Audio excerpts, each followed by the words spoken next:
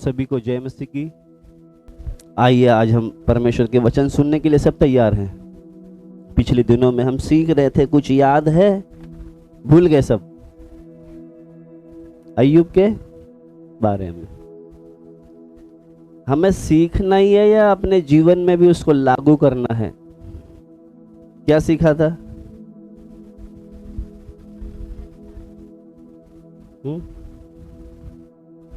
आप भी जिधर भी देखें सब अपने लाभ के लिए, अपने फायदे के लिए है, ना कि कोई यीशु मसीह के। इसका मतलब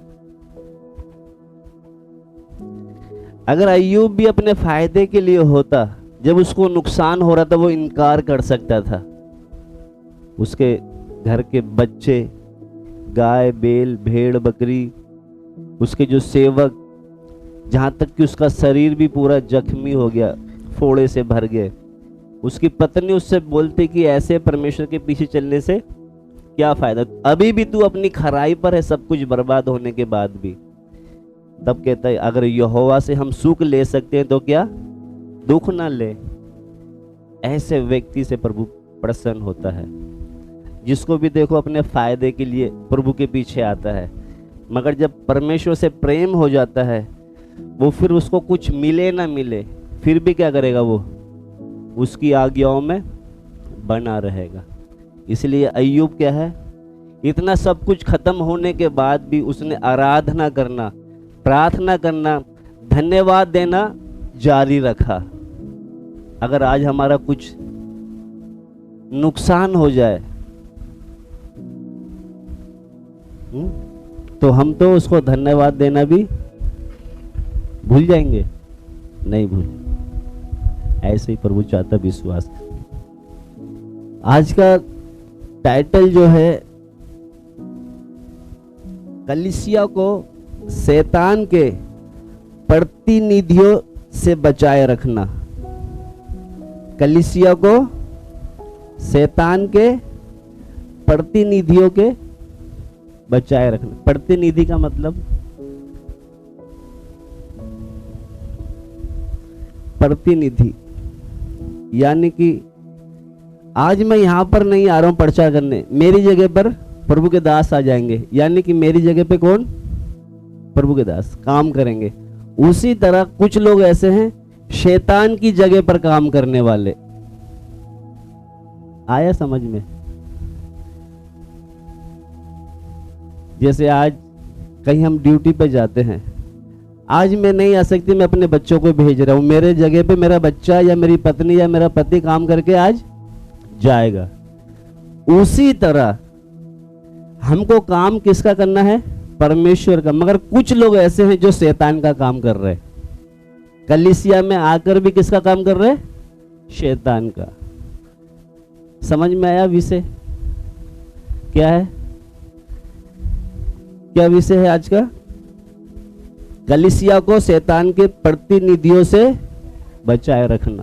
किसका काम है ये? किसका काम है?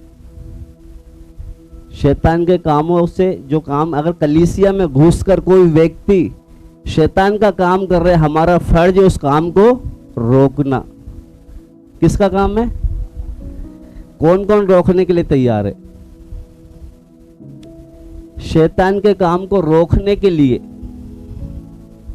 कौन कौन रोकने के लिए तैयार है? आज हम जो सीखने जा रहे हैं, निकालेंगे एक आयत, मत्ती 16 का 18 हमारी जानी पहचानी आयत है।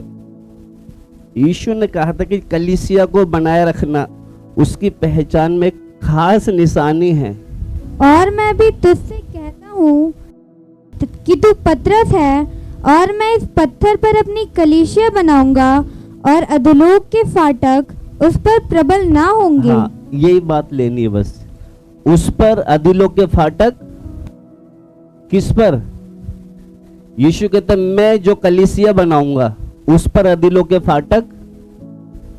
इतना समझ में आया है? कौन कह रहा है ये? प्रभु यीशु मसीह। क्या कह रहे हैं? मैं अपनी कलीसिया बनाऊंगा जिस पे ये अधोलोक के फाटक क्या हैं? जिस पर अधोलोक के फाटक परवल, आज कलीसिया में परवल हो रहे। क्या हो रहा है? प्रभु ने कहा जो मैं कलीसिया बनाऊंगा उसमें अधोलोक के फाटक परवल न होंगे। इसका मतलब क्या है? अधोलोक के फाटक, ये अधोलोक के फाटक मतलब यानी कि आत्मिक मृत्यु। आत्मिक मृत्यु का मतलब यानी कि दूसरी बात में हम बोल सकते हैं आत्मिक मृत्यु की शक्तियों को प्रबल। आज अगर आत्मिक मृत्यु वाली शक्तियां कलीसिया में प्रबल हो रही है, इसका मतलब प्रभु यीशु मसीह ऐसी कलीसिया का निर्माण नहीं करता जिस पर आत्मिक शक्तियां प्रबल। आत्मिक शक्ति का मतलब जैसे जलन, ईर्षा, बैर भाव, ऊंचा बनने का, प्रतिष्ठ होने का, पद पाने का मन, और ऐसी बहुत सी हैं। मगर जो प्रभु की कलीसिया के लोगों को उनके अंदर ये चीजें नहीं होंगी। समझ में आ रहा है आपको? मगर प्रभु जो कहता है जो मैं कलीसिया बनाऊंगा उस पे अधोलोक के फाटक प्रबल न होंगे। इतना समझ में आया है? यानी कि ये आत्मिक मृत्यु का मतलब यही है। आज भी हमारे अंदर संगति करने के बाद भी ईर्षा है, जलन है, पैसे का लालच है, गर्व है, घमंड है, अहंकार है, ये सब कुछ है। यानी कि ये यीशु की कलीसिया नहीं है, ये फिर तो किसी और की ये क्या है? कलीसिया है। समझ में आ रहा है आपको? यीशु की कलीसिया बोलता है मैं जो कलीसिया बनाऊंगा उसमें अधोलोक के फाटक प्रबल। यानी कि हमारे अंदर ईर्षा आज भी है, घमंड आज भी है, जलन आज भी है, अहंकार आज भी है। ये कलीसिया फिर यीशु की नहीं है, किसी और की है ये। तो इसलिए अगर हमारे अंदर है तो इनको क्या करना है? जैसे हमारा जो टाइटल है आज का, क्या बताया मैंने? बोलो बेटा बोलो। हाँ, बच्चों से सीख लेना। कलीसिया को शैतान के प्रतिनिधियों से बचाए रखना। इसका मतलब जो कलीसिया में शैतान का काम करते हैं ना, उसको पकड़ ले। भाई ये तू क्या कर रहे हैं यहाँ पर? हम नहीं पकड़ेंगे तो कौन पकड़ेगा? समझ में आ रहा है?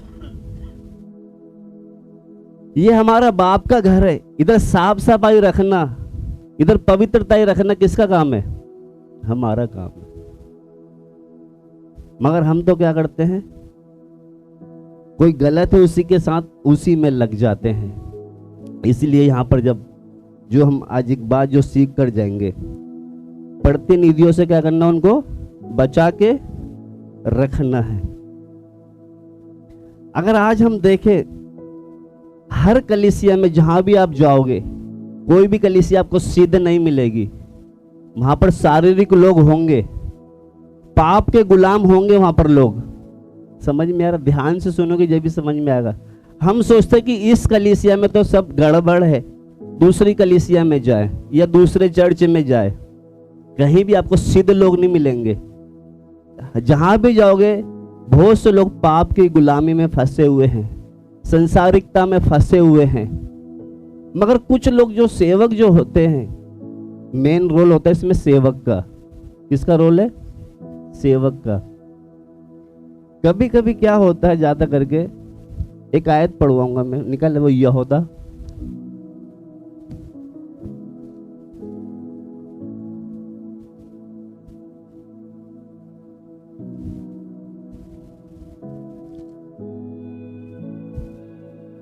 उसका एक ही है ना, एक ही, उसका 4 पढ़े। क्योंकि कितने ऐसे मनुष्य चुपके से हम में आ मिले हैं जिनके इस दंड का वर्णन पुराने समय में पहले ही से लिखा गया था। ये भक्तिहीन है और हमारे परमेश्वर के अनुग्रह को लुचपन में बदल डालते हैं और हमारे एकमात्र स्वामी और प्रभु यीशु मसीह का इनकार करते हैं। हाँ, एक बार फिर से पढ़े बेटा, ध्यान से सुनना।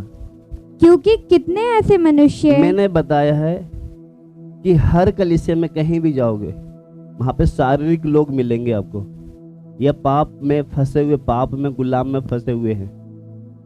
तो वो क्या है, ये पढ़े बेटा इसको दोबारा से। क्योंकि कितने ऐसे मनुष्य चुपके से हम में आ मिले हैं, जिनके इस दंड का वर्णन पुराने समय में पहले ही से लिखा गया था। ये भक्तिहीन है। हाँ, इधर लिखा है क्योंकि ऐसे मनुष्य चुपके से हम में आ मिले। कहने का मतलब आप कहीं भी जाओगे, हर झुंड में मैंने बताया है सिद्ध लोग नहीं मिलेंगे। कोई पाप का गुलामी में फंसा होगा, कोई संसार की इच्छाओं में फंसा होगा, तो वहां पे लिखा कितने ऐसे जो चुपके से आ मिलेंगे। यानी कि सब परमेश्वर के चुने हुए लोग नहीं हैं, सब परमेश्वर के बुलाए हुए लोग नहीं है चर्च में। जैसे मान लो मेरे कुछ काम अच्छे हो गए तो मैं किसी को पकड़ के ले आया, आप भी चलो, समझ में आ रहा है? तो लिखा है कितने ऐसे जो चुपके से हम में आ मिले हैं, जिनके इस दंड का वर्णन पुराने समय में पहले ही से लिखा गया कहने था। का मतलब एक व्यक्ति हमारे साथ संगति तो कर रहा है, चर्च में आ भी रहा है, मगर उसका दंड का जो हिसाब किताब परमेश्वर ने पहले से किया है, लिख कर रखा है कि ये तो नरक में जाएगा ही जाएगा। समझ में आपको आ रहा है मैं जो बोल रहा हूँ? तो लिखा कितने ऐसे चुपके से हम में आ मिले हैं, जिनका इस दंड का वर्णन पुराने समय के पहले से ही लिखा था। आगे, ये भक्तिहीन है। ध्यान से सुनना, क्या लिखा है? ये कौन है? भक्तिहीन है। कितना भी सुना दो इसको वचन, कहीं से भी बड़ी से बड़ी सभा में ले जाओ, ये कौन है? ये भक्तिहीन। भक्तिहीन का मतलब उसको किसी से कोई, परमेश्वर से कोई नहीं लेना, उसको अपने फायदे के लिए आया था कि मेरी बीमारी ठीक हो जाए, मेरे बच्चे अच्छी पोस्ट पे काम पे लग जाए, मेरे घर के बिगड़े हुए काम सब सफल हो जाए, वो इसलिए आया। वो कौन है? वो भक्तिहीन, अपने स्वार्थ के लिए आया वो तो। हाँ, और हमारे परमेश्वर के अनुग्रह को लुचपन में बदल डालते हैं। हमारे परमेश्वर का जो अनुग्रह, यानी कि अनुग्रह का मतलब इस लायक नहीं थे कि हम उसकी पवित्र उपस्थिति में आके बैठे, उसके अनुग्रह, उसने हमको अनुग्रह दिया है, उसने हमें मौका दिया है कि हम उसकी उपस्थिति में आए। तो लिखा है हमारे परमेश्वर के अनुग्रह को लूचपन में बदल डाले। पर समझ में आ रहा है आपको?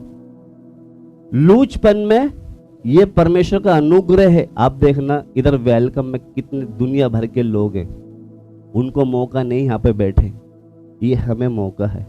मगर उस लोग ये अनुग्रह को किस में बदल रहे हैं? वो लूचपन में। आगे, और हमारे एकमात्र स्वामी और प्रभु यीशु मसीह का इनकार करते हैं। यीशु मसीह का इनकार करते। इनकार का मतलब अपने कामों से वो क्या करते हैं? इनकार। यानी कि लगता है कि ये तो भैया कहीं से दिखता नहीं कि यीशु मसीह को मानता है, कहीं से इसकी ना तो बोली से, ना चाल चलन से, ना इसके स्वभाव से तो लगता नहीं कि ये यीशु मसीह को मानता है। क्योंकि यीशु मसीह को जो मानते हैं, उसकी बोली चाली, उठना बैठना, हर चीज में क्या होगा? एक बदलाव आएगा। इसलिए वचन में पढ़ना, तुम्हारे मन के नए हो जाने से तुम्हारा चाल चलन बदलता जाए। तो इसलिए क्या है, यहाँ पर हमने पढ़ा कि ये उसके परमेश्वर के अनुग्रह को क्या है? लूचपन में बदल, और यीशु मसीह का इनकार करते हैं। यानी कि इनके चाल चलन से लगता है कि ये यीशु मसीह को मानने वाला नहीं है। अब ध्यान से सुनना, मेन बात, ऐसे चुपके से कितने हम में आ मिले हैं। आप उसके बारे में जानते हैं? जो यहोशू के टाइम पे जो गिवोनी लोग चालाकी से आ गए थे, छल के साथ आ गए थे। आपको मालूम है वो घटना? हाँ, क्योंकि ये यहोशू जो है बहुत बड़े बड़े राजाओं से लड़ाई जीतते हुए आ रही है। अब इनको जो गिवोनियों को पता लग गया कि जब इसने बड़े बड़े राजाओं को, जिसके पास दुनिया भर के हथियार थे और जो सैनिक थे, उन पे भी ये जय पाके आ गए, तो हमको तो ये ऐसे ही जीत लेगा आराम से। तो उन्होंने एक छल किया। क्या किया उन्होंने? कैसे किया? कि हमने है ना तुम्हारी बहुत, परमेश्वर की बहुत कीर्ति सुनी थी, यानी कि बड़ाई सुनी, इसलिए हम तुमसे मिलने आए। जबकि ये कहाँ के थे? बगल वाले गांव, वो शहर के गांव के थे ये। तो कहते हम तो बहुत दूर से आए और आपसे मिलने के लिए आए हैं। जबकि बगल के इनको पता कि इनने बड़े बड़े को जीत लिया तो हम क्या है, तो उन्होंने क्या करी, चालाकी से छल किया।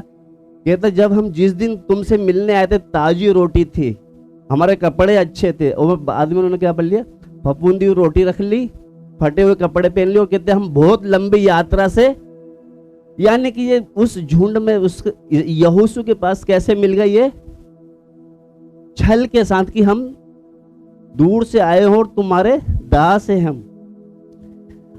ये अगर यहोशू एक बार परमेश्वर से पूछ लेता कि परमेश्वर ये लोग कौन हैं, जब परमेश्वर ने उसको बड़े बड़े भेद बताए, बड़ी बड़ी लड़ाई जिताई, ये भी जरूर उस पर प्रकट करता वो, मगर इसने क्या करा, उन लोगों की बात मान ली।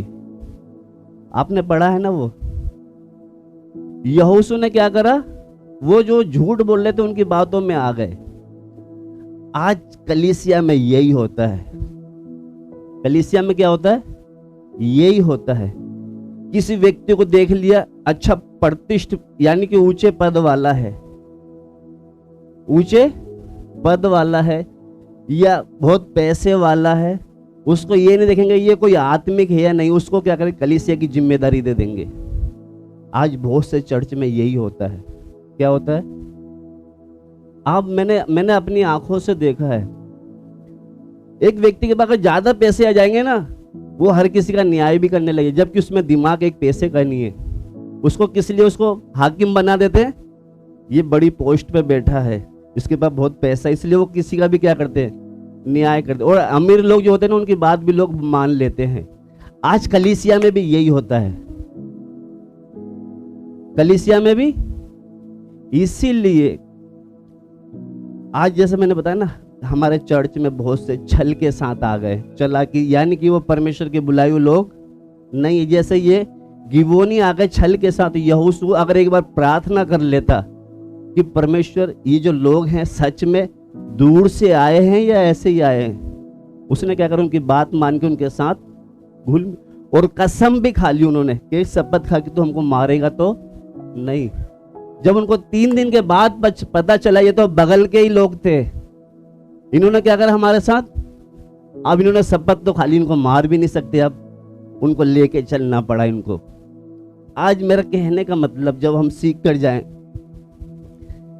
आज बहुत से, जैसे हमने वो यहूदा 4 में पढ़ा था, एक बार फिर से पढ़े बेटा वो, क्योंकि कितने ऐसे मनुष्य चुपके से हम में आ मिले हैं, जिनके इस दंड का वर्णन पुराने समय में पहले ही से लिखा गया था। ये भक्तिहीन है और हमारे परमेश्वर के अनुग्रह को लुचपन में बदल डालते हैं। हाँ। और हमारे एकमात्र स्वामी और प्रभु यीशु मसीह का इनकार करते हैं। हाँ, अब बस इधर मैं बहुत जल्दी खत्म कर दूंगा और ध्यान से सुनना। आपको समझ में आ रहा है जो हम सीख रहे हैं? प्रभु ने क्या बोला, मैं अपनी कलीसिया बनाऊंगा जिसमें अधोलोक के फाटक प्रबल ना होंगे। आज कलीसिया में अधोलोक के फाटक प्रबल हो रहे हैं। वो क्यों हो रहे हैं?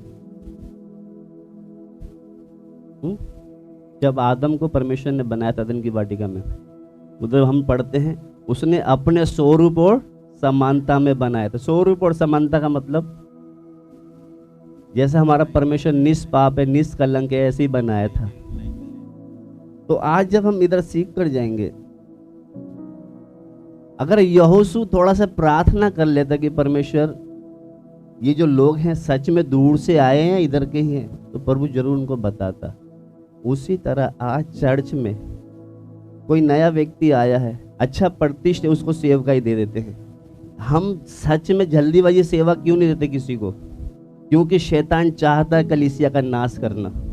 शैतान का तो काम ही है कलीसिया को क्या करे, नष्ट करना है। समझ में आपको आ रहा है? इसीलिए जो आत्मिक नहीं है उसको हम क्या करते हैं, तू आंगन में रहे, दूर रहे। क्योंकि जो सेवक जो होते हैं वो क्या करते हैं, पवित्र स्थान में जाते हैं, मगर नए लोगों को क्या नहीं सेवा देकर, क्योंकि उसको पता है इस व्यक्ति को अगर हाथ में हमने सेवा दे दिया तो पूरा कलीसिया को ये क्या करे। इसलिए मैंने सबसे पहले टाइटल क्या दिया आपको, कलीसिया को शैतान के प्रतिबंधियों से बचाए रखना। आज बहुत से सेवक ऐसे हैं, जैसे यहोशू ने गलती किया है, आज बहुत से सेवक गलती करते हैं। क्या करते हैं? क्योंकि किसी को भी कलीसिया में देख लिया, हाँ ये अच्छा पढ़ा लिखा है, ये अच्छा बुद्धिमान है, ये अच्छी ऊंची पोस्ट पे नौकरी, उसको काम दे दिया कलीसिया का। कलीसिया का में ऐसे बुद्धि वालों को नहीं दिया जाता, जो आत्मा में जागृत होता है उसको दिया जाता है। इसलिए कलीसिया में क्या करते हैं, ऐसे लोगों को क्या करते हैं, सेवा नहीं देते, जल्दी दूर रखते हैं, क्योंकि चुपके से कहीं ऐसा ना हो जो हमारे परमेश्वर के वचन को, अनुग्रह को क्या है, लूचपन में बदल डाले। तो इसीलिए एक आयत और मैं पढ़वाऊंगा आपको, निकाल ले बेटा वो भी।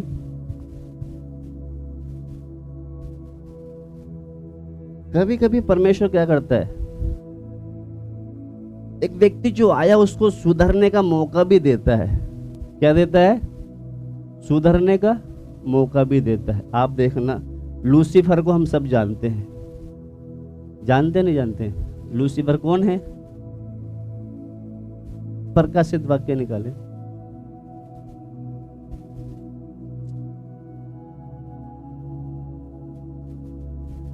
उसका 12,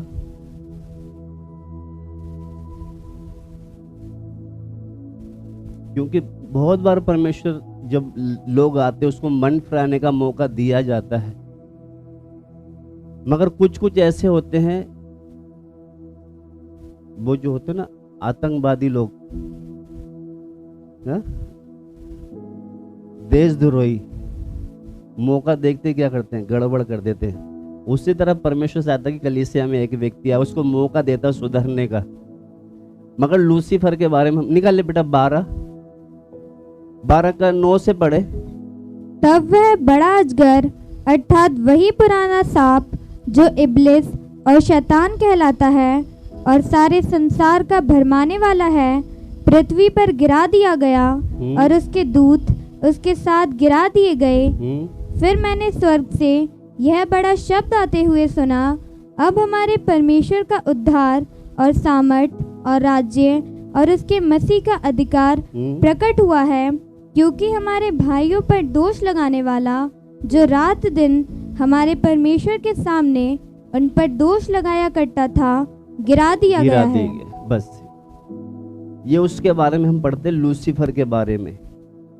ये परमेश्वर का बहुत अच्छा दूत था जो स्वर्ग में उसकी आराधना करने, इसके जब पंख उड़ते था ये तो बहुत अच्छा म्यूजिक संगीत निकलता था। तो इसके मन में भी शैतान ने क्या डाला कि तू परमेश्वर से ऊंचा अपना सिंहासन बना, यानी कि विद्रोह का आत्मा। किसका आत्मा? आज कलीसिया में भी ये आत्मा बहुत जोर से काम करता है। इसका क्या करने का? विद्रोह, यानी कि जहां हमको प्रभु ने रखा उसमें खुश नहीं है। इसको भी रखा था, ये उसमें खुश नहीं था। तो यहाँ पर हम 9 द्वारा पढ़े बेटा वो। तब वह बड़ा अजगर अर्थात वही पुराना सांप, ये जो पुराना सांप जो इब्लिस और शैतान कहलाता है और सारे संसार का भरमाने वाला है। यही है सारे संसार को भरमाने वाला। कौन? ये जो इब्लिस, जो शैतान, जो लूसीफर, कहता है यही क्या है, ये सारे संसार को भरमाने वाला। इसको क्या करा? पृथ्वी पर गिरा। किसने गिराया? परमेश्वर ने नीचे गिरा दिया। और आप देखना, जब ये नीचे गिरा, ये अकेला नहीं गिरा, ये अकेला नहीं गिरा। वो 4 भी पढ़े बेटा उसका, 12 का 4। उसकी पूंछ ने आकाश के तारों की 1/3 को खींचकर पृथ्वी पर डाल दिया। वह अजगर आकाश के तारों की 1/3 को खींचकर पृथ्वी पर, कहने का मेरा मतलब यहाँ पढ़वाने का, जब उस लूसीफर को जो इब्लिस उसको नीचे गिराया, उसने साथ में कितने लेके आया? 1/3 साथ में भी ले आया।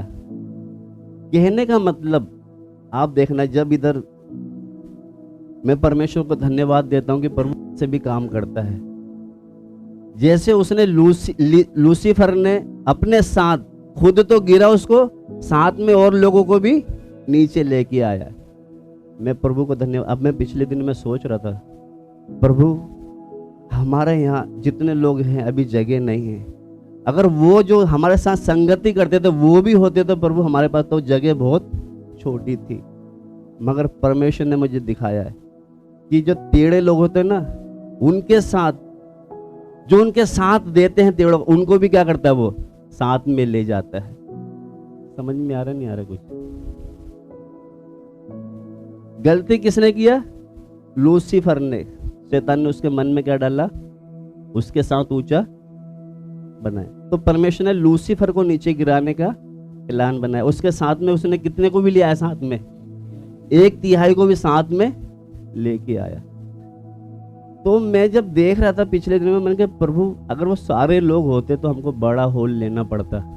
तो परमेश्वर ने कहा जो चुने हुए हैं, जो बुलाए हुए हैं, वो कैसे? पतरस की तरह रहेंगे।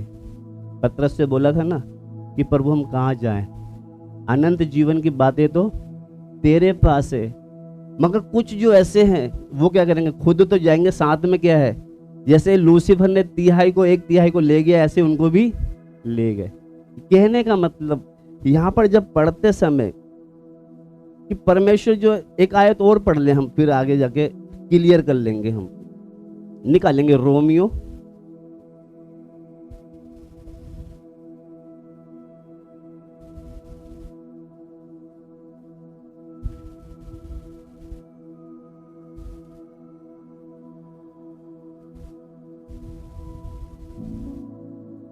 क्योंकि आज भी बहुत से ऐसे लोग हैं जो कलीसिया में विद्रोह करते हैं, या कलीसिया में स्वार्थ की खोज में रहते हैं, या बहुत से बेईमान लोग होते हैं। तो वो क्या करते हैं? जब एक जाता तो उसके साथ वो भी चले जाते हैं। जैसे लूसीफर के साथ 1/3 उसके साथ ही चले गए। तो एक आयत पढ़वाऊंगा मैं, रोमियो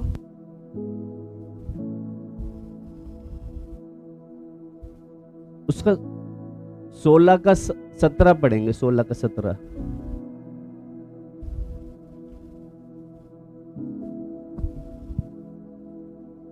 अब हे भाइयों, मैं तुमसे विनती करता हूँ कि जो लोग उस शिक्षा के विपरीत जो तुमने पाई है फूट डालने और ठोकर खिलाने का कारण होते हैं, उन्हें ताड़ लिया करो और उनसे दूर रहो। हाँ, देखो जो मेन बात है, ध्यान से सुन के।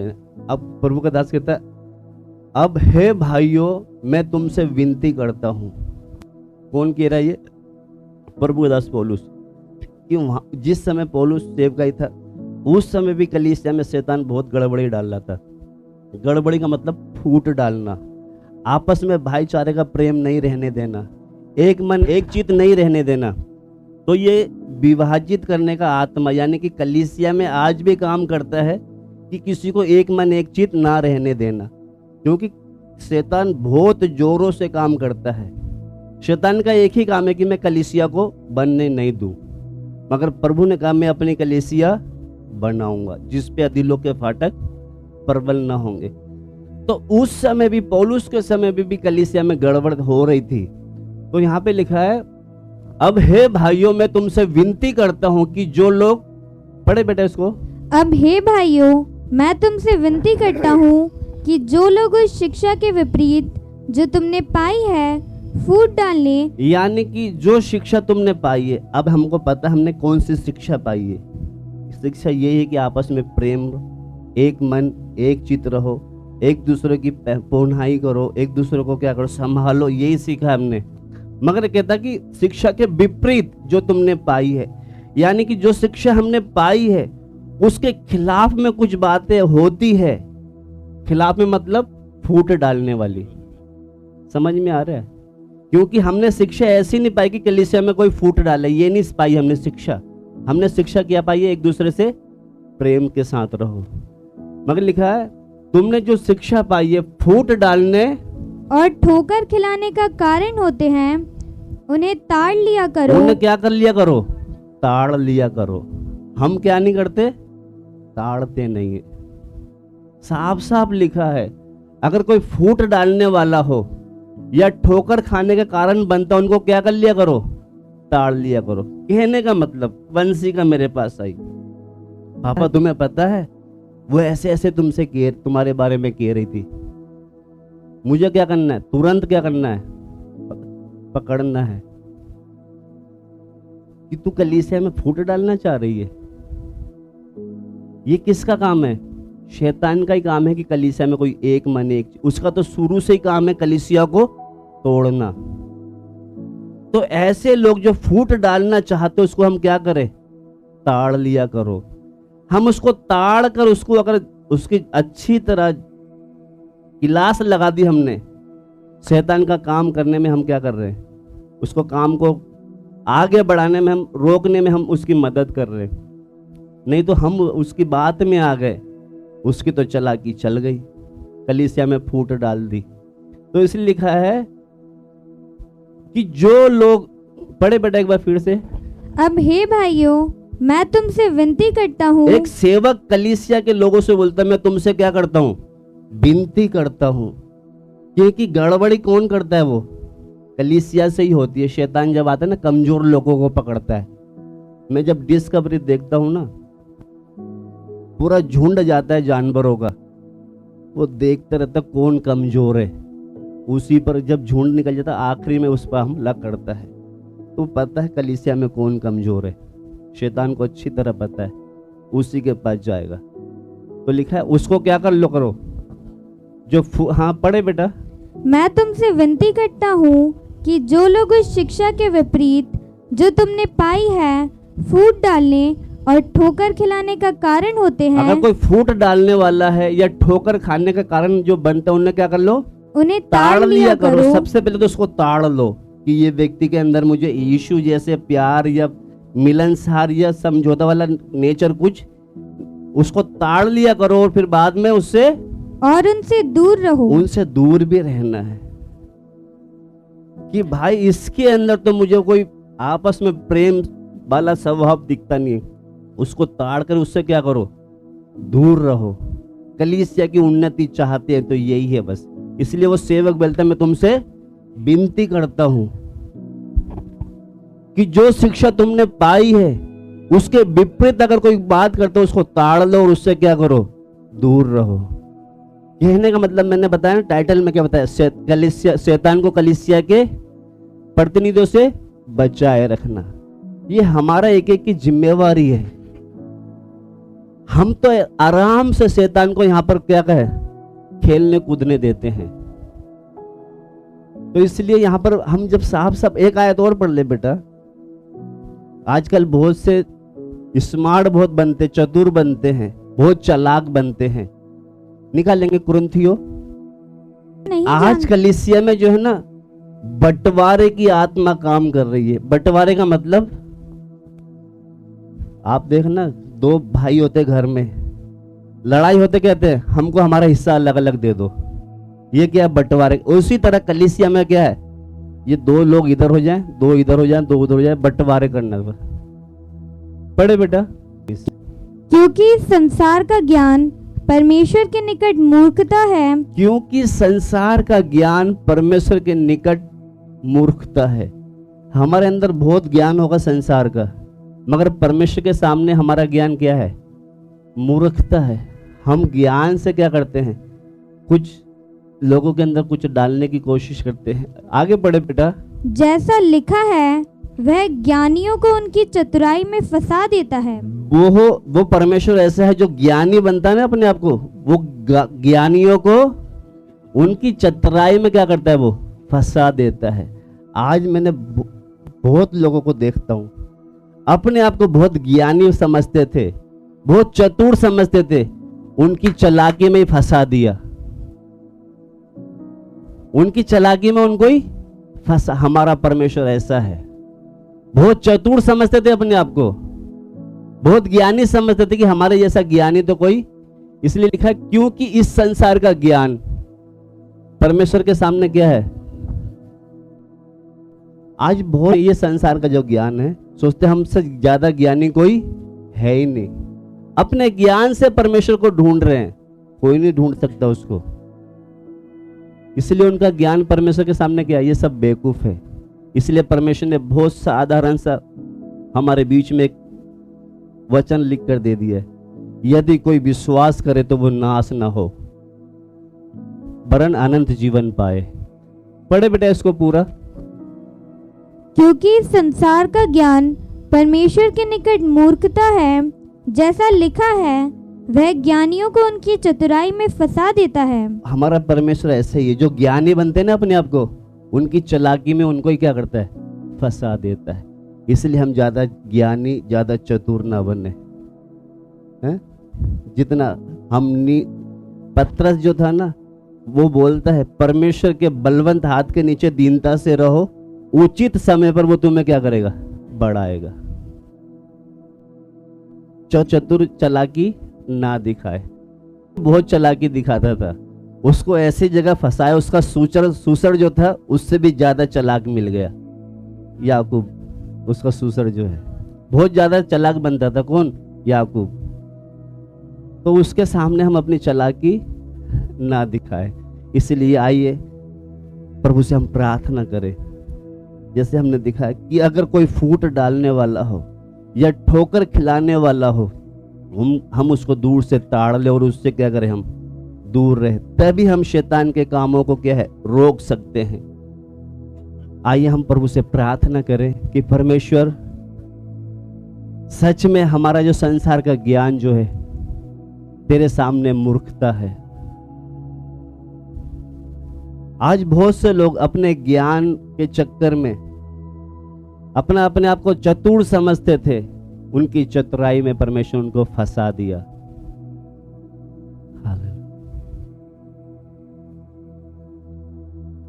लूसीफर भी बहुत अपने आप को ज्ञानी समझता था,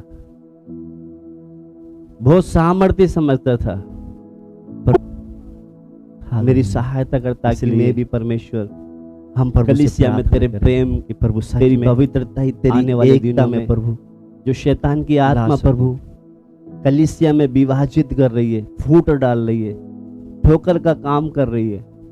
एक आयत पढ़ेंगे हम, वो जब यीशु मसीह मंदिर में गए, वहां पर कुछ व्यापार कर रहे थे, तो परमेश्वर ने, यीशु मसीह ने क्या करा, कोड़ा उठाकर उनको डाला। जिस समय प्रभु ने उस समय कोड़ा पकड़ मार कर उनको जो बाहर निकाला था, अगर वो समय आज आ जाए तो कहते तुमने मेरे पिता के, मेरे बाप के मंदिर को तुमने डाकुओं की खो बना दिया। जैसे उस समय उसने कोड़ा उठाया था, अगर आज कोड़ा उठा ले तो वो, इसलिए उसके कोड़ा उठाने से पहले हम क्या करें, उसके मंदिर को या उसके घर को हम ठीक कर ले। आइए हम प्रभु से प्रार्थना करें, क्योंकि अगर वचन पढ़ना चाहते तो पढ़ ले, मत्ती 21:12 पढ़ ले। यीशु ने परमेश्वर के मंदिर में जाकर उन सबको जो मंदिर में लेन देन कर रहे थे निकाल दिया, और सर्राफों के पीढ़े और कबूतर बेचने वालों की चौकियां उलट दी। हाँ, यीशु ने परमेश्वर के मंदिर में जाकर उन सबको जो मंदिर में लेन देन कर रहे थे, क्या कर रहे थे, मंदिर में रहते, और आगे निकाल दिया और सर्राफों के पीढ़े यानी कि वहां पर जो अलग अलग देश से लोग आते थे, तो इस देश का पैसा इधर नहीं चलेगा तो पहले क्या करेंगे। अभी मैं पिछले दिनों में नेपाल गया था, तो वहां क्या करते हैं, हमारे यहाँ का पैसा लेके फिर हमको नेपाल का पैसे देंगे, फिर वो हम चलाए। यानी कि हमारा यहाँ का 100 रुपये देंगे तो वो हमको 160 रुपये देगा, हमारे इंडिया के पैसे लेके हमको से देगा। तो ऐसे ही यहाँ पर जब परमेश्वर के मंदिर जो यरूशलेम में था, अलग अलग देश से लोग आते थे, तो वहां पर लिखा है, वहां पर जाकर सब क्या करते हैं, मन में लेन देन कर रहे थे, यानी कि सामान बेच रहे, 10 रुपए की चीज 20 रुपए में बेच रहे, यानी कि उस मंदिर में भी कमाने का सिस्टम बना लिया। तो वहां पर शराब की पीढ़ी, यानी कि जो इधर का पैसा लेके उधर का पैसा देंगे तो उसमें क्या अपना कमीशन भी रखते थे, यानी कि मंदिर को क्या बना लिया, कमाने का जरिया बना लिया। तो उनकी पीढ़ियों को और कबूतर बेचने वाले की चौकियों को, यानी कि जो कबूतर बेच रहे थे उनके चौकी, यानी कि उनके पिंजरे को क्या, यानी कि कबूतरों को उनमें से उड़ा दिया, भगा दिया। थोड़ी देर के लिए सोचो, कबूतर जो पवित्र आत्मा को दर्शाता है, अगर हम उसकी आत्मा को दुख करेंगे, हमारे अंदर से उसने पवित्र आत्मा को हटा दिया, हमारी हालत क्या होगी। समझ में आ रहा है आपको? अगर हम उसके मंदिर में लेन व्यापार का काम, मतलब कहने का मतलब उसको दुख देंगे, उस गंदगी फैलाएंगे। अगर जो पवित्र आत्मा उसने हमें दिया, किस लिए दिया है, वो पवित्र आत्मा एक सहायक है, मददगार है कि हमको हर मार्ग में वो हमारी अगुवाई करके हम पिता तक पहुंच जाए। इसलिए उसने हमें एक मददगार दिया है। अगर उसकी आत्मा को हम दुख करेंगे और अगर उसने उसकी पवित्र आत्मा हमारे अंदर से निकाल लिया, हमको नरक में जाने से फिर कोई नहीं बचा सकता। इसलिए अभी मौका है, शैतान के कामों को हम क्या करें, खत्म करें। आइए हम प्रभु से प्रार्थना करें। इतना अच्छा मौका हमें मिला है, इतना सच्चा परमेश्वर हमें मिला है, इतना दयालु वो आज भी जिंदा है, हमारे बीच में चलता फिरता है। वो आज भी काम हमारी प्रार्थना को सुनकर जवाब देने वाला खुदा है। इसलिए हम कलीसिया में रहते समय शैतान का मददगार ना बने, हम परमेश्वर के सहकर्मी बने। हालेलुया। अगर कोई फूट डालने वाला काम करता उसको ताड़ लिया करो, क्योंकि शैतान का काम है कलीसिया को तोड़ना। हालेलुया। हम प्रभु से प्रार्थना करें। प्रभु तूने मुझे तेरी जगह पर काम करने के लिए बुलाया है। जो रात दिन दोष लगाने वाला था, प्रभु मुझे उसका काम नहीं करना। शैतान हमेशा परमेश्वर के सामने हर एक को दोष लगाता था। अगर आज भी हम किसी भाई बहन के ऊपर दोष लगा रहे हैं, यानी कि हम शैतान का काम कर रहे हैं। इसलिए हम प्रभु से प्रार्थना करें, जो इतना सामर्थ्य परमेश्वर को जानने का हमें मौका मिला है। हम हर दिन जो प्रभु ने बोला कि मैं अपनी कलीसिया बनाऊंगा जिस पर अधिक प्रबल न। आज भी ईर्ष्या या जलन या बेर ये है, यानी कि शैतान के फाटक हम पर प्रबल हो रहे हैं। उन फाटकों को उस एक आत्मिक तौर से जब व्यक्ति मरता है, उसके अंदर सच में फिर जलन, ईर्ष्या, बेर यही पाई जाएगी।